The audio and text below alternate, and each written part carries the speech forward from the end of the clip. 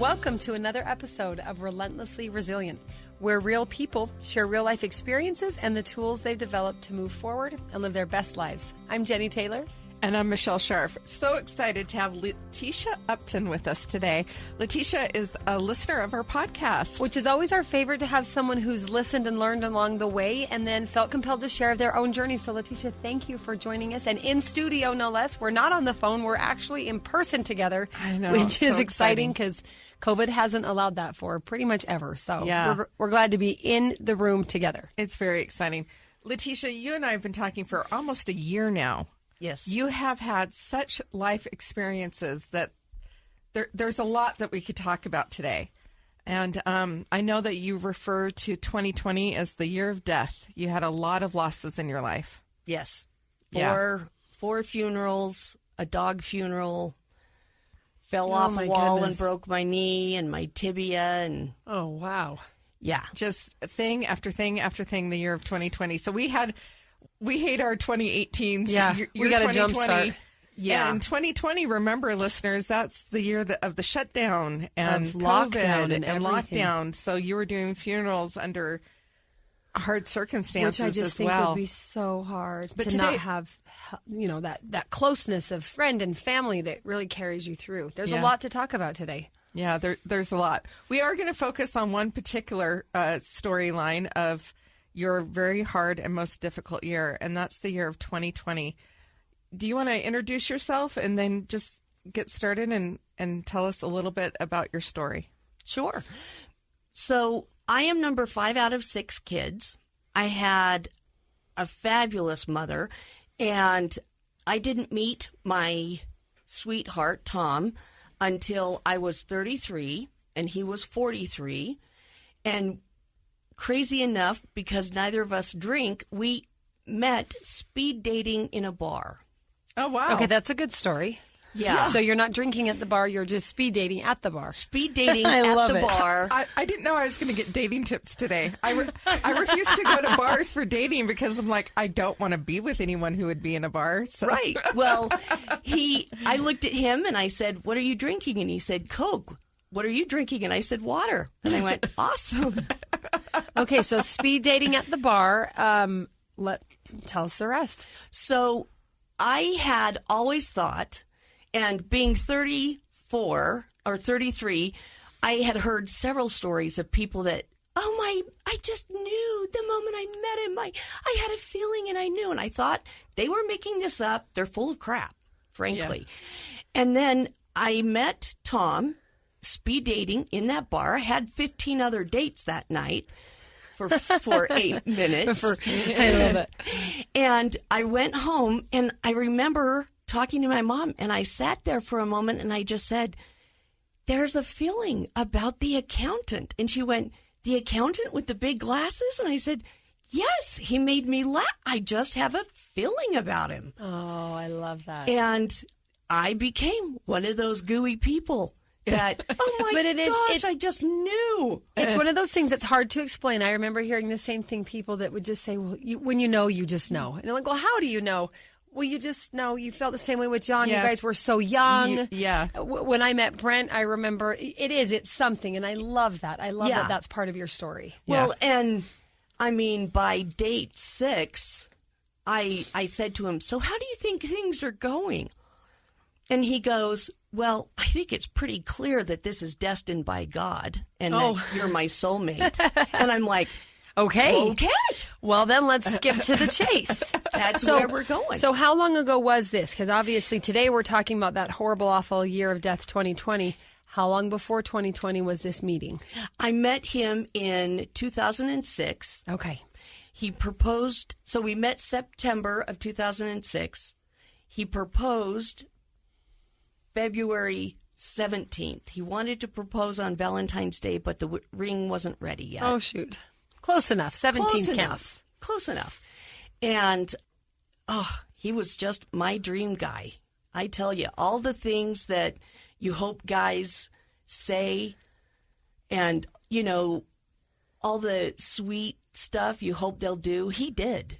Yeah. He was the answer to all of my prayers he was wonderful. He was more of what I needed than I knew I needed. I love that. I think we could say that about our spouses as well. So it sounds like you had 14 years together. 14 years. Tell us maybe what that journey was like and what led to this awful year of death that comes up in 2020. Well, the journey, so we got married April of 2017. We got married on April the 13th, on a Friday the 13th. Yeah.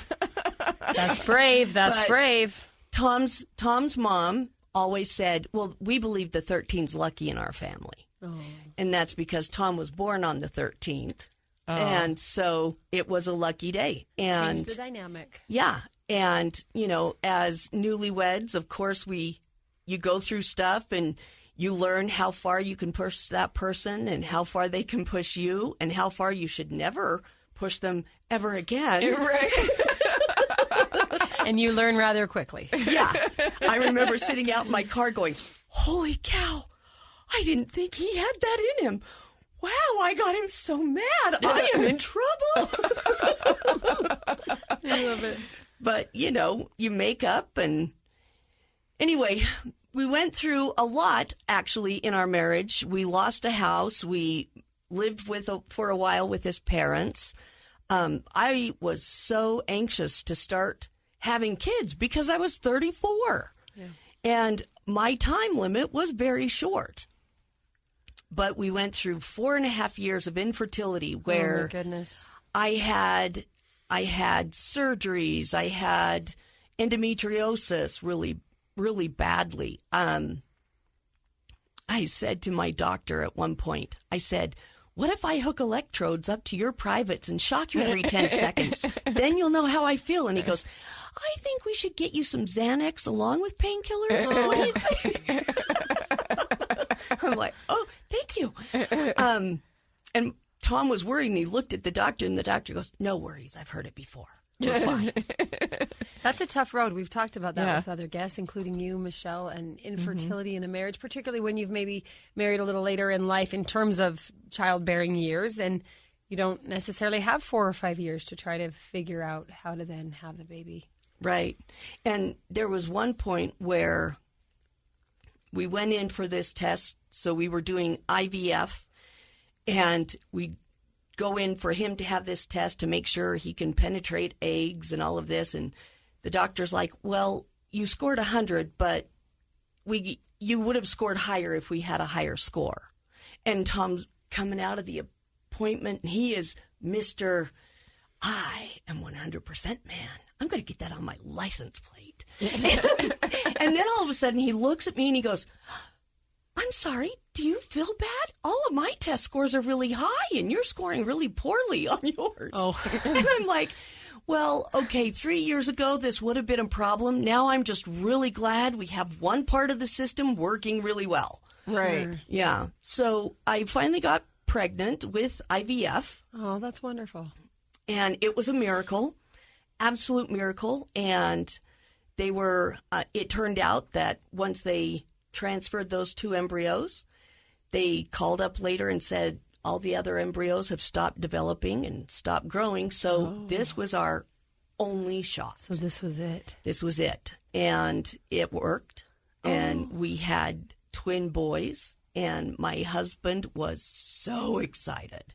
He wanted boys. He loved his boys. And so we get to where the boys are about 3, and it's 2015, 16, and Tom got sick with the boys. They all got a really bad cold or flu. It was December, kind of the time. Went in, got them on antibiotics. The boys got better. Tom didn't. And I was concerned. And after it had been, you know, he had finished the whole course of medicine, he didn't get better. So I took him back in. They wanted to just try another course of antibiotics. And I said, please x-ray his chest. I just feel something is wrong in his chest. And so they said, okay, we'll x-ray his lungs. That night he came home and he coughed so hard he passed out. Oh, my goodness. And that terrified me because it took me about 35 seconds to wake him up. when you've got someone passed out, 35 seconds is like 25 minutes. That's a long time. Yeah. And the next morning, the radiologist called and said, I've been looking at your x-rays, and I need you to either call the U of U and see if you can get in for a CAT scan, 911, or go to the emergency room right now and have a CAT scan. What was going on? He saw a mass in Tom's left lung and inclusions in the right lung. Inclusion being other spots in the lung. Wow. Oh, wow. So what you thought had just been the cold or flu bug the family was passing around turned out to be something much more significant. And so we got to the U of U, got the CAT scan, and they call us within the next day or two, and they say, we need you to go to Huntsman. We've got a lung cancer oncologist up there ready to see you, and you need to have a better CAT scan and a deeper look. So we do that, and at one point I remember I was just terrified. Terrified is the only word I can think of that describes how your mind, your soul, your entire body is just kind of humming with fear. So we went up to Huntsman, and they did more scans, and they wanted to do a biopsy of his lymph nodes because the lymph nodes along his chest core were all swollen and full. Well, they tried that, but if they put Tom under enough to where he was calm, he would stop breathing. So they didn't want to put him under too far. So they tried to put him under just lightly, but he fought with them. He fought really hard. And a procedure that was supposed to take 45 minutes all of a sudden is 3 hours in. And when he finally came out of it, he looked kind of rough. Come to find out, Tom was a big guy. He was 6'4".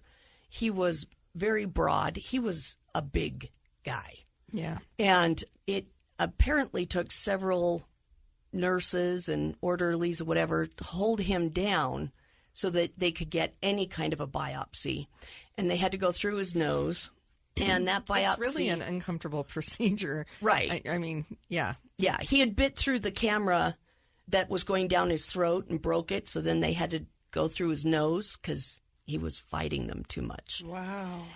So he comes out and the doctor's like, well, let's put it this way. Aren't you glad he doesn't drink? Because he'd be one mean drunk. And I'm like, oh, good. Not sure I'm ready for that joke right now. Yeah.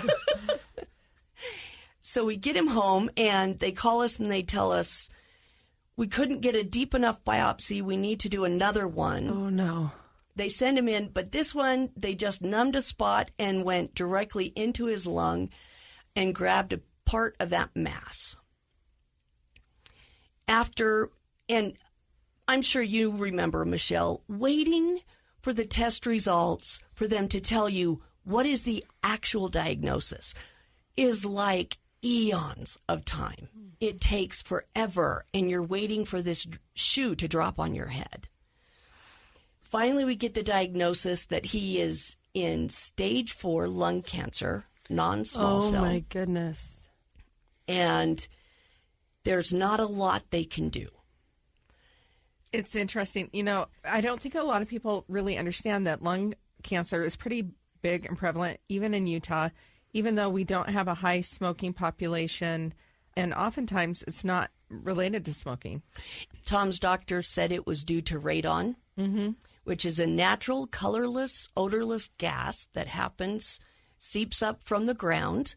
If you go to radonutah.gov, you can get kits there to have your home tested. And it's not really that expensive to have a evacuation system put on your home to suck out the radon air and get it out of your house. So that's just something he was never aware of. Maybe as a child growing up or somewhere in his life where he lived, there had been that exposure. Right. Oh, my goodness. Yeah. Right.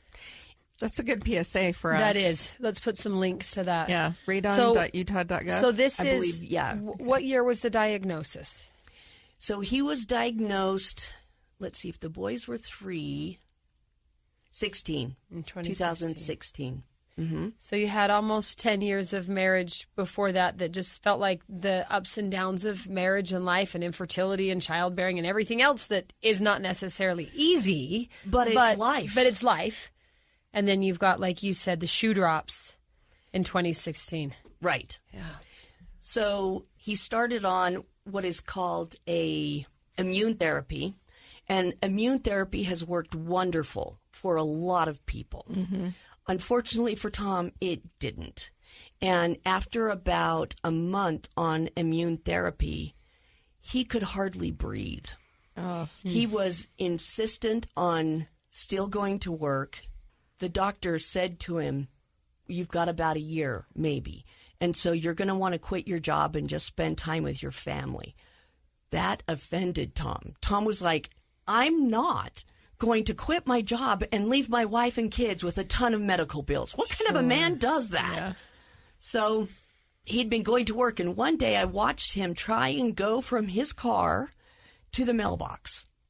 And he had to stop twice to try and catch his breath. And he had been on oxygen. And I called up the doctor and I said, something's wrong. I don't know what. He can't breathe. And I told him what was concerning me, and they said, take him to the ER right now. And I had to call him from work and say, come home. I'm going to take you to the ER.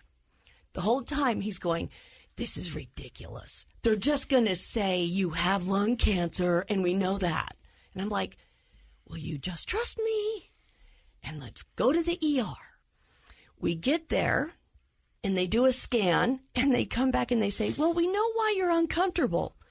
You have over 3 liters of fluid in your pericardium sac, which surrounds your lungs and your heart. There's so much fluid in your chest, it has pushed your heart to the wrong side of your chest, and your lungs and are what in the world squished. caused that? I'm not familiar enough with, was that related to the lung cancer? Is that completely That's just the horrible, immune- awful luck?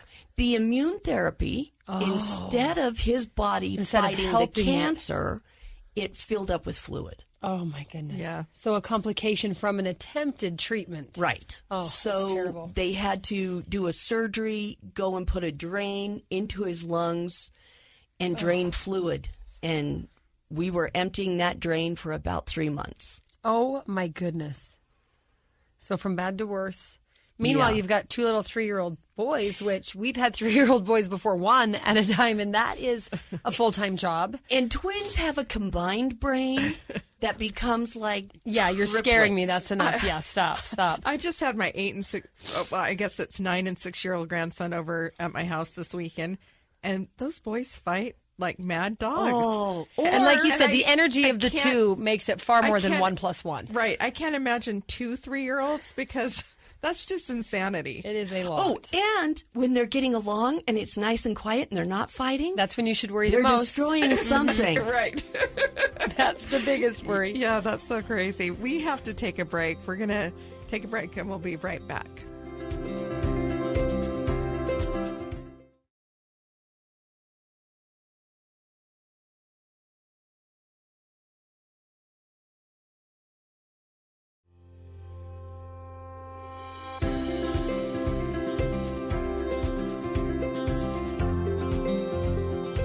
And we're back. Leticia, I remember those moments. All the tests, waiting for tests to return, conversations in ER rooms with doctors. You know, you have your cancer doctors, and so you're used to, like, they put you on a program, basically. So it's pretty unexpected experience. But when you go into the ER and they find something new, it's like a whole nother level. I remember one time going in and the doctor coming in and telling my husband, it's just so unfair that the good men die. You know, why couldn't it be the drug addict? and he had nothing positive to tell us. He just came in to apologize and express his condolences to both of us. Oh, my goodness. Those are hard. You're talking about it like it's an experience or whatever, the experience of the lungs filling it, and that's a medical. But there's also that other edge where the medical providers are looking at you, and you just see it in their eyes. Yeah. You see the death sentence. You know it's coming, and it's a little unnerving. Oh, it's very unnerving. But this wasn't the worst one. So this one wasn't as unnerving. Well, at the time, of course, I was unnerved and terrified because, okay, so this was supposed to be the one that's supposed to help him continue to live. Right. And now it's not working. And they stopped all of the treatments, and now we're just focusing on getting fluid out of his lungs. So while we're focusing on getting fluid out of his lungs, his cancer is still growing. Right. And, Tom and I had talked, and because our boys were so little, we worked to kind of not have this be a scary thing. We worked on kind of pretending like everything's okay, everything's normal. And luckily, Tom had kind of, whenever I needed a break from my boys, because I'm trying to make dinner, what have you, and they're nuts, Tom would take them and sit on his recliner, one on each side, and he would either read to them or they would watch how it's made on YouTube or something like that. And they loved it.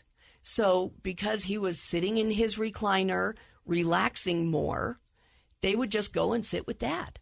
Oh, that's and sweet. Spent so much time on his lap. It's one of my favorite memories is those boys just hanging with Dad. Yeah. Hanging with Dad. So tell me, both of you have lost a husband to cancer in that journey. I haven't lived that closely with it. I've had a stepsister that we lost to breast cancer, but she lived out of state, and I wasn't as closely involved until the end. You said the diagnosis came in 2016. We know you started off with 2020 as the year of death. So you've got 3 more years of this. Can you kind of tell us that journey that takes us up to the time when you actually lost him, and then maybe some of those lessons learned as you get not only to the death, but the journey toward that? Because like you said, Michelle, both of you throughout the treatment with your husbands, you're facing a death sentence, and it's just a matter of time. And there's moments where, and I don't know if you had this, I had times where I kept telling myself, he's going to be fine. He's going to be fine. He's going to live. It's going to work out. He'll be fine. And then the doctor, asked the doctor one time, so when will he go into remission? And the doctor said, he will never go into remission. We're just trying to keep him as comfortable and able to do life for while he's here. That was a devastating moment to me. Yeah. Yeah. To have it be put so direct. We had a really good doctor up at Huntsman, and he sat us down and he said, what have you been told? And I won't go into the whole story, but basically he came back, he excused himself out of the room, came back, and he said, okay, here's the deal. You have, without any treatment, about 6 months to a year to live. We can try to extend that, but I can't really give you a timeline. And that was the first person that hadn't been telling us 10 or 15 years. Are you kidding? So that was the moment of a harsh reality, that big hit.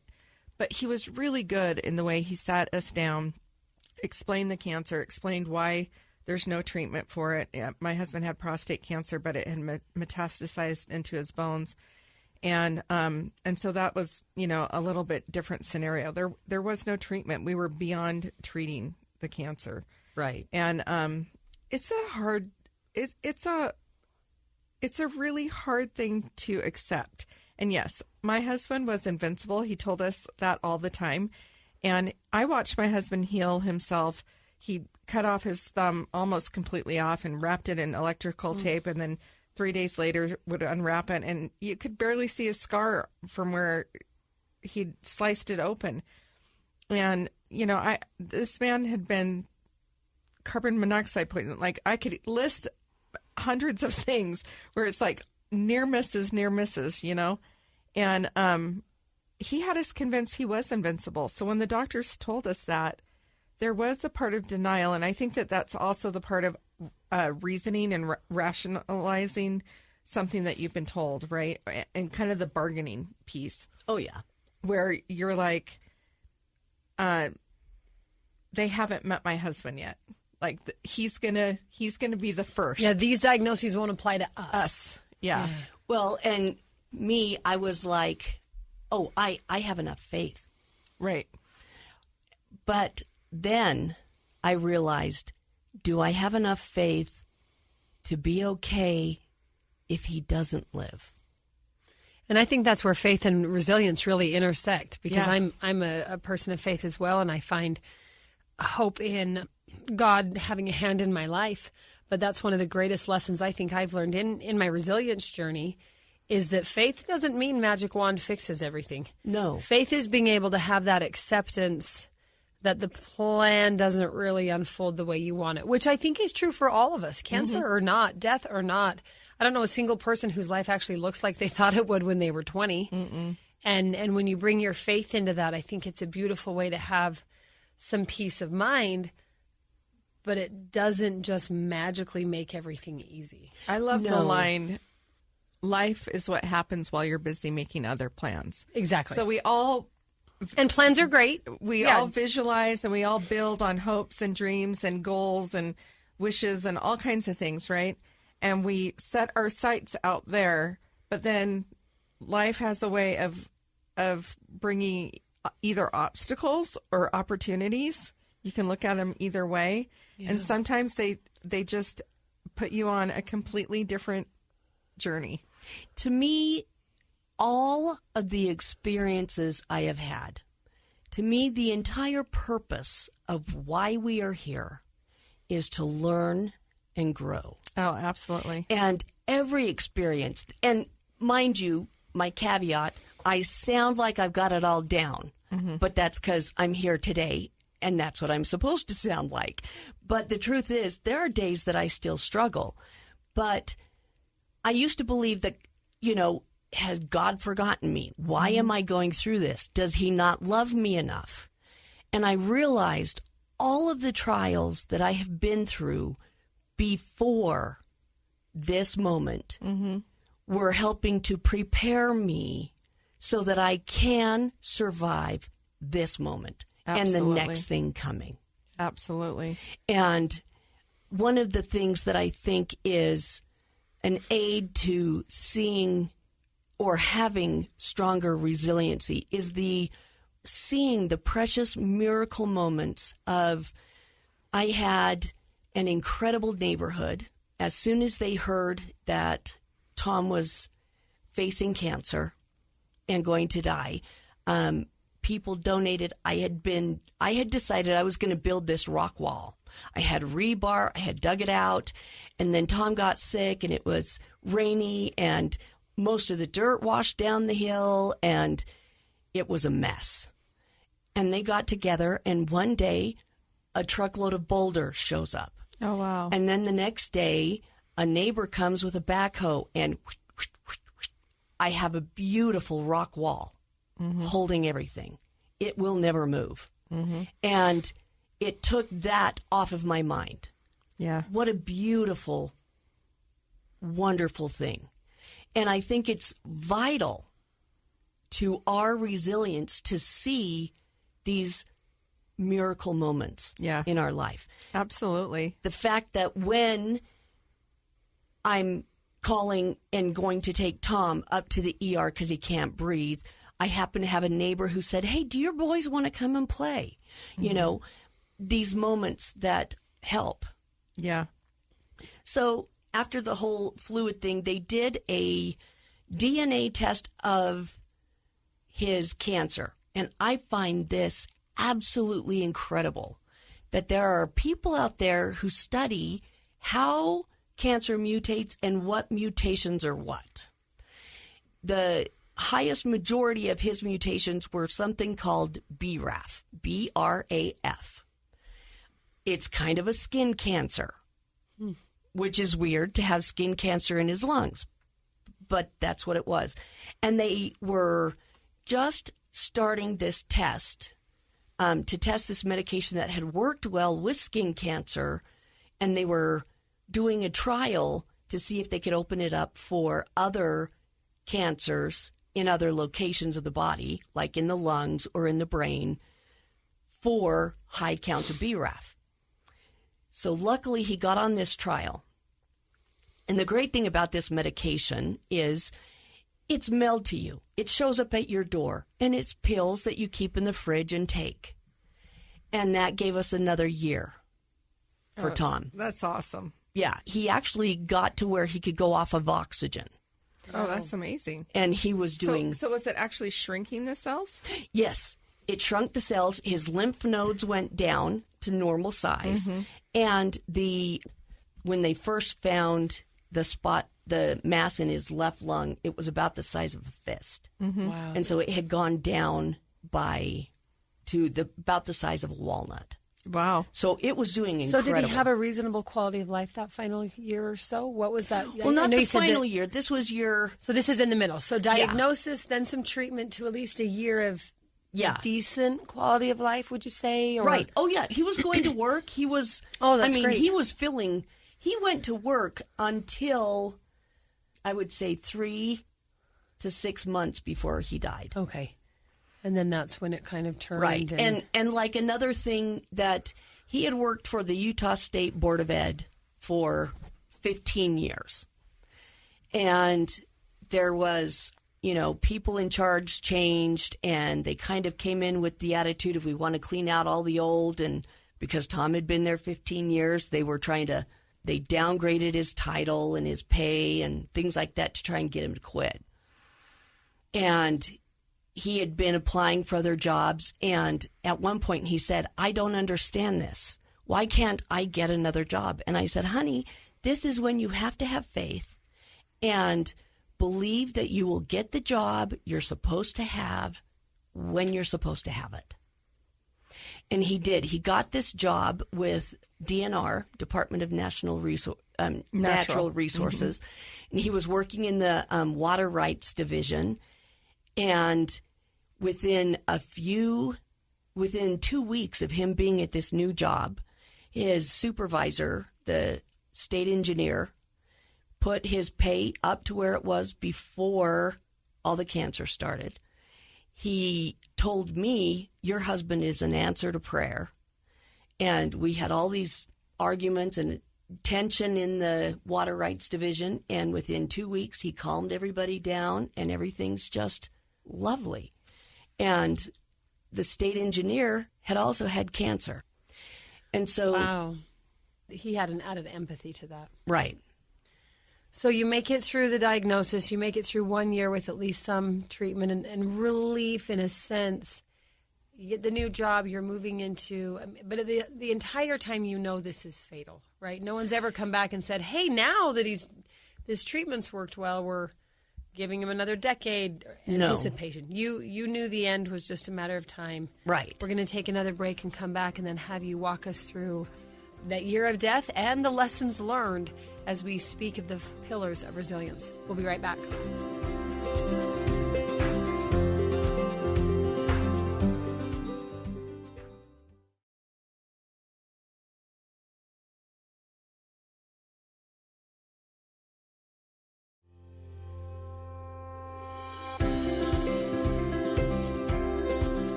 Okay, we're back. Leticia, take us through the final journey to the loss of your husband in that year of death. And then, of course, we always want to focus on what these great lessons that sometimes life's hardest trials bring us, particularly as related to resiliency. Right. So after that, BRAF was working really well. All of a sudden one day, and it seemed to always happen around March or April, when I would notice something. I looked at him. He was getting into the shower, and in my viewpoint, his chest was bulging weird on one side. And he couldn't see it. When I got him into the doctor, she couldn't see it.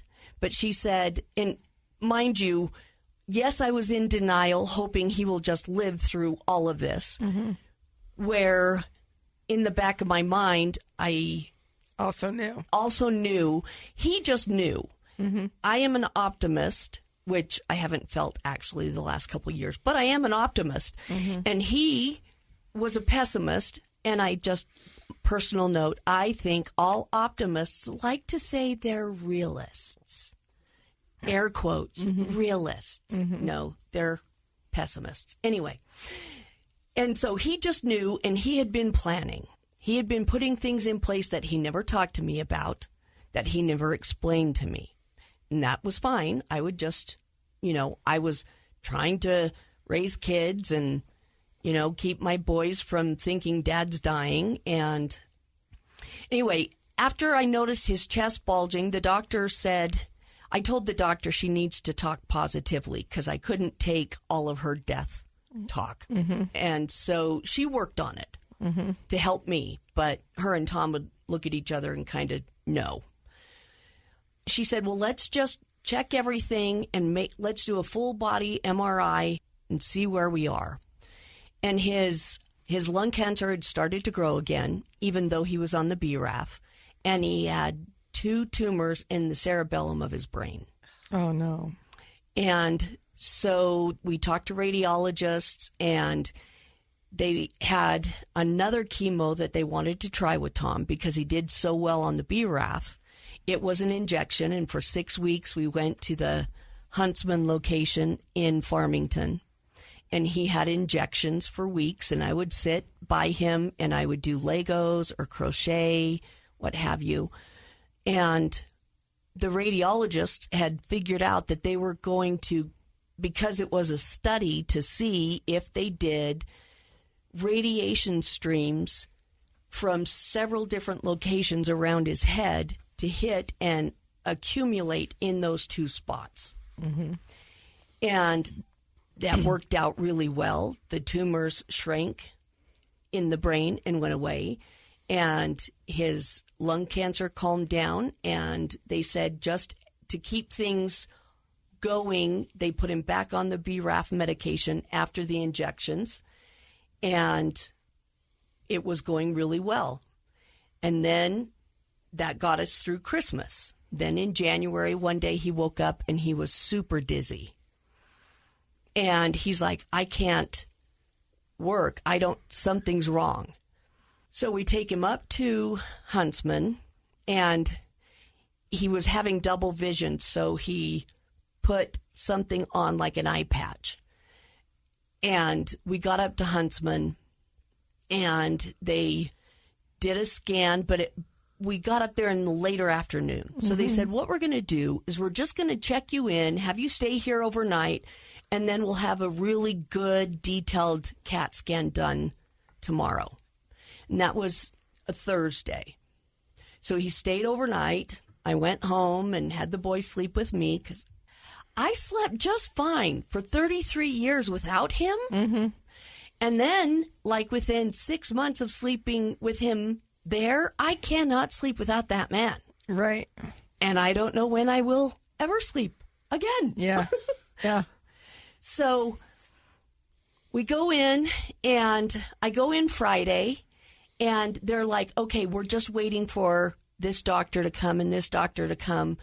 And all of a sudden, I realize there are 7 specialists in the room, and nurses and students, and a social worker had come in with little bags of things to distract the boys while they had this talk with me. Tom had developed, and I wish I could remember the name, but I can't. When someone you love dies, your brain goes away. He had leptomeningeal something. And we were not sure what it was, but after talking to the doctors, the radiologist said, well, I could hit the spot on his lumbar spine because he had a spot on his spine, but it would be like playing whack-a-mole. Right. And not worth it because the cancer was actually floating in his brain fluid. It was not in his brain. His lungs were fine. The lung cancer was not growing, but the cancer was floating in his brain fluid. And so as the brain fluid goes down in the spine, it had created this spot on his lumbar. So after talking to the doctors, I'm like, well, what if, is there a way to do chemo to the fluid? And they said, well, yes, it's only ever been done 25 times, 24, but we can try it. And so after talking with Tom and the doctors, they decided to put this port in his head, and they shot the spot on his lumbar spine with radiation, and then they started this process. And as we're going in, Tom is like, why are we even bothering? And I said, ask your doctor why we're bothering.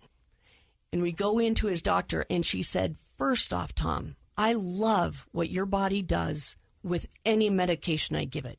Your body takes the medication and kills the cancer. It is beautiful. Mm-hmm. Second of all, you are my only lung cancer patient that can still walk into your appointments. Mm. You are my only lung cancer patient that is not on oxygen. You are my only lung cancer patient that has done as well as you have done, because it's been almost 3 years now. Right. And he's actually, at this point, overall improved from where he was. Yeah. Right. Overall improved. So they started this process where they would draw out brain fluid from the port in his head and then put in chemo. And they started that around March. And we did that until May. And one day he stopped making sense. He stopped talking. He was saying all kinds of weird things. And I called his doctor, I called the nurse, and they said, it's time to stop the chemo in the brain. And so we stopped that, and all of a sudden, after like a week of no chemo, he came back. And I was like, oh my gosh, you going freaked me out, buddy. And I remember when we were first told about this, we got home, I got the boys to bed, got Tom to bed, and then I went out and I sat on my rock wall and I just sobbed. I started a prayer and all I could say was, Father. And then I sat there and sobbed for a couple of hours. But while I was sitting there communing with the Lord, I realized that the other option is not having a life, not having had Tom, not having had the boys, not having had the experiences of love and joy and adoration. And if it came down to, would I come to earth again? Would I do this all over again? Yes, I would. I would, for the experience of having had that soulmate in my life for however long it would be, whether short or long, I got to have Tom. And that kind of was a turning point, one of the many turning points. And so that got us until March of 2020, when he was having double vision and he was having a really hard time. And over this time, with the brain cancer in his fluid, it had paralyzed half of his larynx. So he had a really hard time talking. Anyway, I think it was March 14th.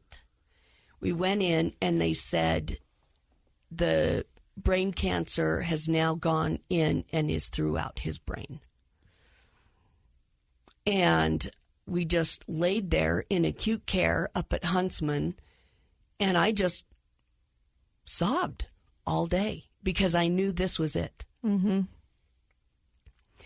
he did go through. This is like March 14th of 2020, so we just everything shut down. The world has shut down. The world has shut down, and After this appointment, they had then closed Huntsman, and so when he went in, he decided to do 10 days of full brain radiation, and I believe he did it for me.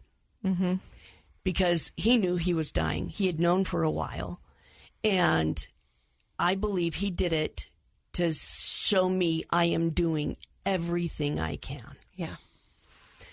So he did the 10 days of radiation, lots of nausea. Luckily, he had a very high pain threshold.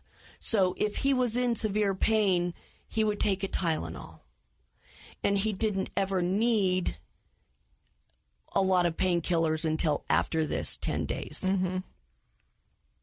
But then a Tylenol with codeine, he was fine. As things were shutting down and this latest diagnosis had come in, I had a friend one day. Her name is Allison. She is beautiful. She helped me in a way that she could, that to her seemed simple, but to me was huge. I'm a people person, and I'm a very physical people person. I love hugs. Anyway, she was walking by one afternoon with her dog, and she said, "How can I help you?" And I said, "I need a hug." And she said, "Well, screw COVID," and she gave me a hug. And for the next 3 months, she came by every night and gave me a hug. Mm. And there are so many beautiful, wonderful people in this world that are going through tough times. And if we work together, if when we see someone having a hard time, when I was pregnant, I wasn't a beautiful pregnant. When I hit 30 weeks, I got preeclampsia, and I gained over 100 pounds of just fluid. Mm-hmm. It was miserable, so and miserable. that's a whole other podcast. Sure. Mm-hmm. But because of that, whenever I see a pregnant woman, I let her know she's adorable. Mm-hmm. She's not as big as she thinks she is, mm-hmm. and she is adorable because I remember that's a hard time. Yeah. Anyway, so this beautiful friend is coming, giving me hugs, and we had nurses, wonderful Huntsman home care nurses that had been coming for about a year and a half. And one day, Tom, the nurse came, and his heart was doing strange things. And we sat down. We went over all of his medications. And she said, "It's time for us to stop all of the medications." Mm. And we are going from palliative care to hospice care. And by this time, my boys are 6. And so we had called him up, and we had been talking about Dad has cancer. Dad's fighting cancer. And so we called him up, and we told him, "You know how Daddy's been fighting cancer?" And they're like, "Yeah." And I said, "Now Daddy is dying from cancer, and he needs extra hugs. He needs extra attention, and you need to spend a lot of time with your dad."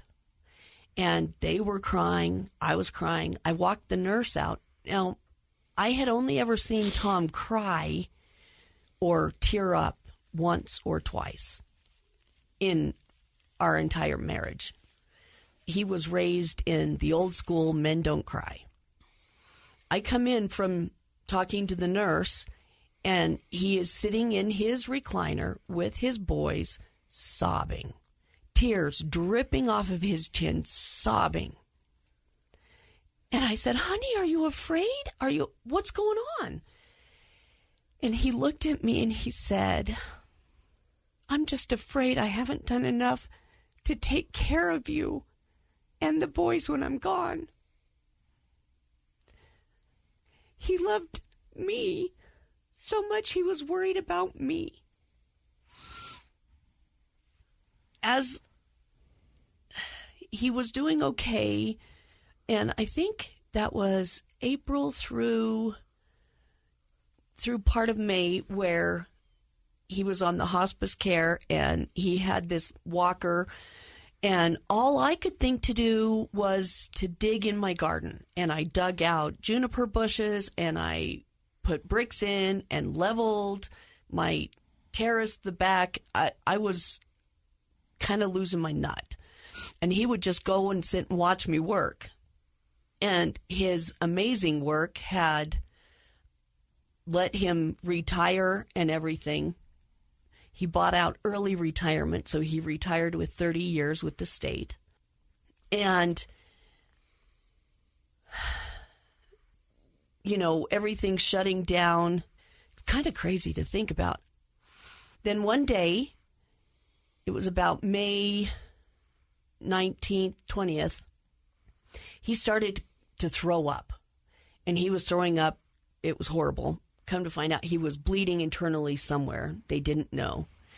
And the nurse came back and we helped get him comfortable and got some anti-nausea medicine in there. And we said, well, we think you're bleeding internally. What do you want to do?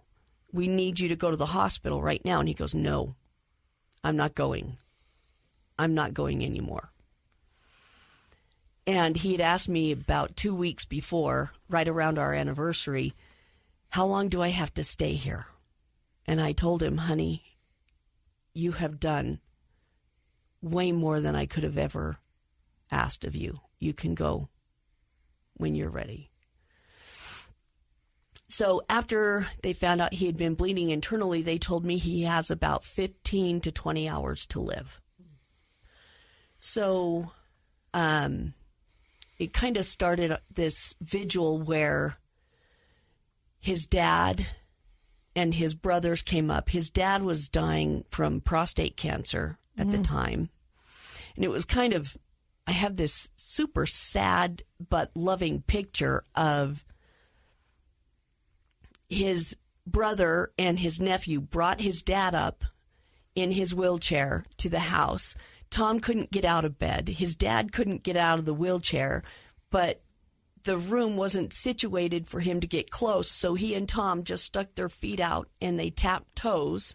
And because Tom couldn't talk loud because of his larynx and Tom's dad couldn't hear, they just kind of waved at each other, tapped toes, and kind of said a goodbye. And so for that whole next week, I learned what mourning with those that mourn really meant, because at different days I would have different people come and I was giving him medication to keep his pain down, to keep his anxiety kind of under control. And different people, I was giving it to him every hour on the hour. Yeah. And so different people would come and just sit with me and help me remember it's been an hour. And I had a beautiful friend, Brooke, who spent one night with me and we did our nails together. Other nights, people would come in halves. Half of it would be Tom's sister and half would be another neighbor. Just wonderful people who sat with me through that time. So how many days from the time that he got the diagnosis of the internal bleeding to when he passed? Internal bleeding was on Monday, and he didn't pass until Saturday afternoon. So that's a long week. A very long week. And I was not sleeping. Yeah. And I was spending all of my time sitting with Tom. Was he lucid? Was he conscious? No. And this is going to sound terrible, but after about Thursday, he was no longer my husband. Right. He couldn't move himself. He couldn't talk. He was this strange ghoul. And I was ready for him to go. And it kind of changed my whole viewpoint on the, people who, what's the controversy? People with the right to end life. Right. Mm-hmm. That. All of a sudden I realized, now I see why. Yeah, we've talked about that before. Yeah. My husband and I testified for it when it came up. the year that he was dying, and they tabled it. And, I think it's very misunderstood. And unless you are dealing with someone, I think that for us as humans to be able to have choice in our passing, right? It's the way I advocated for women in their births, that they have choice in their birth options, whether that's to have it natural, vaginal, cesarean, have an epidural, whatever. People are empowered when they have the ability to make a choice. Right. I will say it was a very interesting learning experience, too, to watch him, because I think he was ready to go. And there was one day my sister-in-law said, I think spirits are sticky. Mm-hmm. Because there were times where Tom would lift up his arm and he'd look at his arm like, oh, darn it, the body's still coming with me. And then he would sit up and then look at himself, and then lay back down. It's That's like really they are actually trying to leave their body, right? But for some reason, they can't separate the spirit out of their body. Right. We had issues with that. My husband would lunge out of bed, and it would require all my kids and I to lift him up and get him back into bed. And wow. And he had bone cancer. We were concerned about him breaking a bone. Not that he'd have a broken bone, but the pain, the injury, just make it worse. It just makes everything worse, right? The complications of it all. So this is interesting to see. I came into this conversation thinking we're going to talk about how your husband died and then the resilience came, or your husband died and then the grief came, and your husband died and then the mourning came.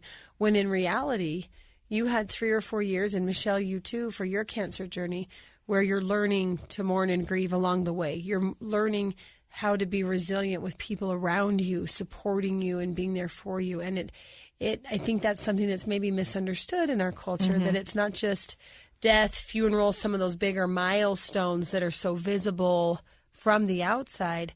But I've heard a lot of resilience in you in telling this journey leading up to that last week of your husband's life, from diagnosis to hope because something's working to, oh my gosh, it's not really working, and trying. And I see, we talk about those 5 pillars and how you really bring in that resilience journey in the middle of the journey. And I commend you for that, because I think that, and we could do a whole other conversation about, okay, then he died and then what? But we've been in this journey of that cancer journey and the diagnosis and his failing physical body. I think it would have been really challenging for me. We didn't have any hope and no backing down of the cancer. He did a little bit of treatment, didn't work really well. He opted to stop it. I supported him in that for quality of life reasons.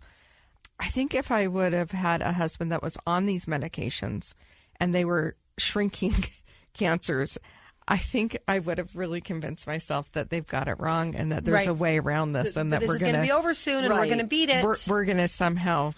Oh yeah. And that's part of, I think, in resilience, at least I found, like you said, you're here today, and today you're great and you're out of bed, and you can tell a story of resilience, and another day you might be a puddle on the floor. And I think that's also part of resilience, is the give and take. You're not resilient if you have hard days or hard moments. That's part of being resilient, is going through the difficulty and coming out on the other side knowing you're going to go through it again. Well, and learning, too, that as a continual caregiver for years, that I need to do that part of resiliency of self-care. Right. I was doing it a little bit during all of this, but your focus was him. Absolutely. My focus was him. But once he, I had personally been praying that he goes, and it reached a point, and I think that I had to reach that point of I need him to go. So that I so relate to this. Because where he is, I hate this ghoul in my bed. Right. And he's not my husband. Poor, at the mortuary, the guy said, how does he look? And I said, he looks like a weird little man. And he said, how can I help? And I'm like, there's nothing you can do. Cancer ate my husband. Right. And this is what we have. Right.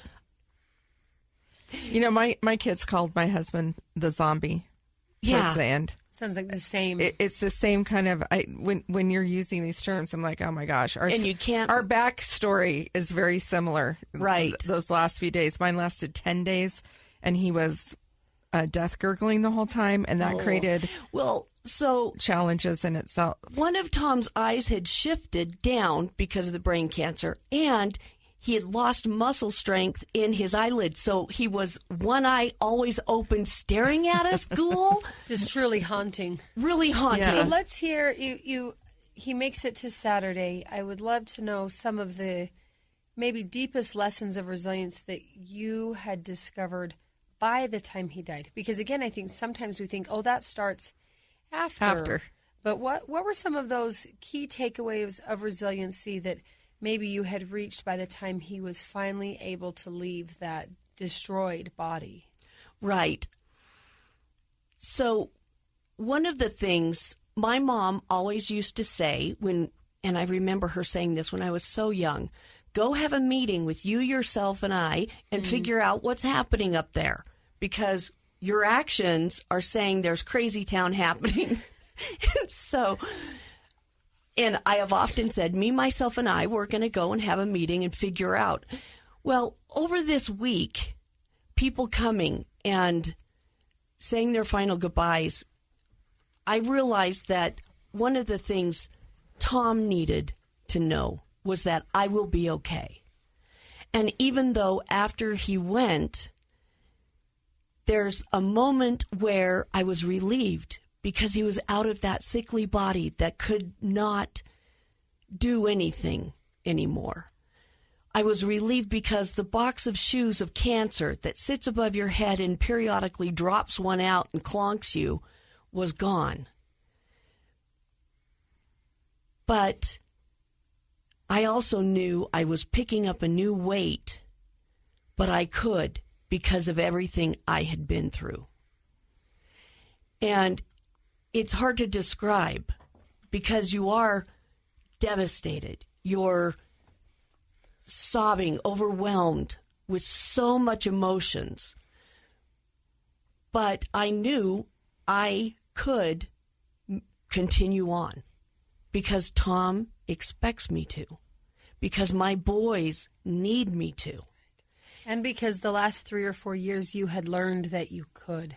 I think that's part of that journey where everyone, I'm sure you've both had people say to you, oh, I could never do that.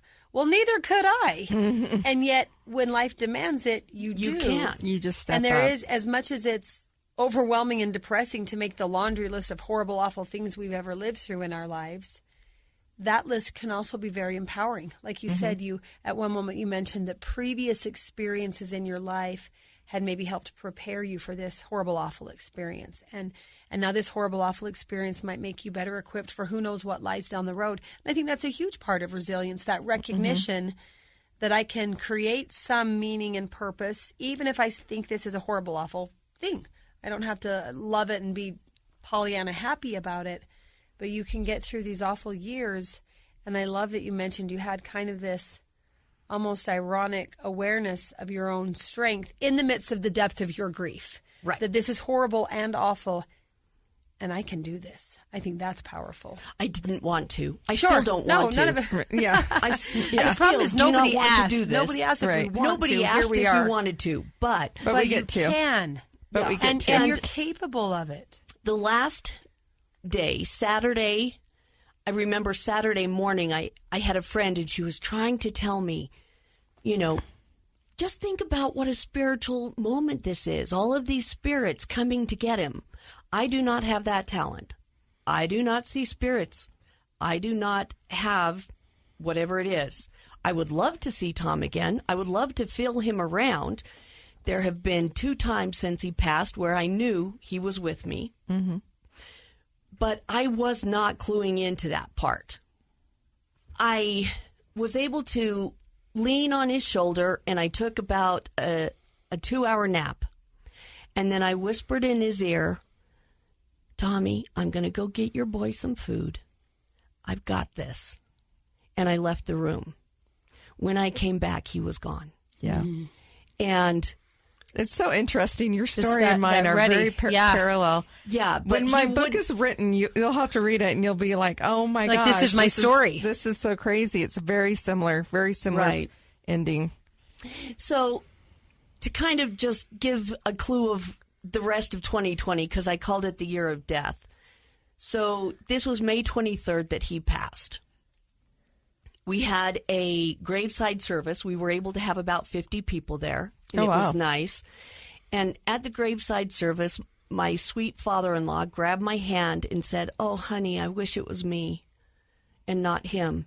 Mm-hmm. And I said, so do I. Yeah.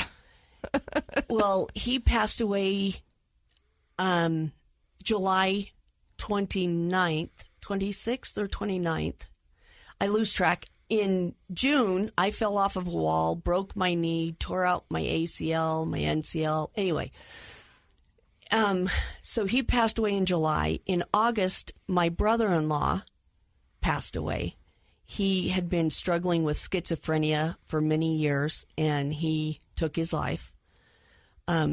Never knew my sister and I were going to be grieving widows together. Mm-hmm. In September, my brother-in-law's dog that I had taken to kind of help my sister because she couldn't deal with it died, and we had to bury her. And then Halloween was okay, but there had been that windstorm in September, and Aunt and Uncle came. By November 6th, that uncle had died, and then in December I got COVID. And so it was just one slam after another. Yes. What a year. But would I change it? No. Because as you learn and grow, mm-hmm. as you get stronger and you're able to help others, like my mom always used to say, if we all put our troubles out on a line, you would take back yours and I would take back mine. Mm-hmm. This life and the things that happen in this life are geared to help us learn and grow in the ways that we need to learn and grow mm-hmm. to be better by the time we're done. Absolutely. Yeah. So, Leticia, we've got to wrap up, but tell us, what does resilience mean to you? Resilience means that even on those days when you have cried so hard and fallen asleep crying, and you're just sure you're not going to wake up because the pain is so painful, you will die. You wake up and you're still alive, and you keep going. Mm. You keep going on. At moments when it feels like I cannot do this, that's when you call your SOS friends. You send them a text, and I prepped my SOS friends. I prepped them and said, when I say the word overwhelmed, I need you to be my cheerleader and tell me all the things I'm doing right. I've got them prepped and ready. You keep putting one foot in front of the other. Mm-hmm. I love that. And I love your story, and I really appreciate you coming in today and sharing it with us. A couple takeaways for me is that it's really about connection. You created your list of SOS friends. You had family. You had ward members that stepped up to help. And those little things didn't change the outcome. They weren't going to solve Tom's cancer, but they did help ease your burden and know that you were loved and that you could be taken care of and provided for. If it wasn't your ability to do it, that somebody could help ease those burdens. And I love that, because I think more than anything, we live in a very social media world, and we all think that we know everything that's going on in each other's life. But in reality, we really just don't. Even if somebody's sharing their story, I'm very open on social media, and I have with my husband's story. But really, the story, and even when I write my book, it's going to be maybe 25% of the story, right? There's just so many other parts of that story that belong to somebody else to tell. And so I love what you've shared with us today. It's really about connection. It's really about relying on others and being able to reach out. And I think that that's really hard. I think we see a lot of suicide happening right now, and people are really yearning for connection. To me, I say And me personally, I don't have a big media or I don't have a web page. I sometimes share on Facebook or Instagram something with the boys. But I cannot focus on that or on the news. Right. I focus on where I have control or what I can do. And what I can do is my life, my little boys, and what I can help and your teach community, them. right? And the value of putting the real, instead of wasting so much time on our social media, it's so much better to invest in people. Right. And be able to have people that not only you can show up for when they're in need, but also that you can ask them, I need a hand, I need a friend, I need a listening ear. And I think that is really important. I think it's such a great message. Thank you so much for coming out today, for sharing your story. And thanks for sharing the story. Again, I'm still kind of pondering this, the story of the journey of resilience. It's not done. And even when your husband died, it's not like it's done. But it's also not when the grieving began. So that's been insightful for me, having not, again, lived close to cancer and a spouse like that. My heart breaks for both of you. I know Michelle's story, so hearing Leticia's today, I did hear so many similarities, and I'm walking it through, and I'm thinking of my brother-in-law who would have just gone through this with his wife, and awful. Yeah. Awful to have to grieve for months, if not years, before I would think the traditional grieving starts. Yeah. So thank you for that. It's been very humbling to hear this story and caused a lot of reflection of my own, and love what you shared about resilience. I love it's going through it. It's not pretending you're not down or having a hard day, but just getting up again. Or having the perfect Instagram photo. Sure. That's not it. No, yeah. It's continuing. So thank you, and thanks for reaching out as a listener. And we hope to our listeners, love this. Yes, we hope to the listeners listening today that maybe something Leticia has shared has reminded you of an experience you might share with us, or a lesson you've learned through whatever life has thrown your way. And we would love to hear that. So please, if you're listening, we'd love to connect with you. First of all, we'd love to connect with you through the podcast. Find us on your favorite podcast platform and like us, give a rating and a review, and help us know how we can improve the show. And then reach out to us. You can either direct message us on social media or send us an email at rrpodcast@ksl.com. Quick shout out to our amazing producer, Kellyanne Halverson, behind the microphone with all of the switchboard to keep sound and everything going. And we hope you all have enjoyed what you've heard today. And remember, whatever you do today, remember to be kind. You have no idea the struggles others are dealing with in their lives. Have a great day. Take care, everybody.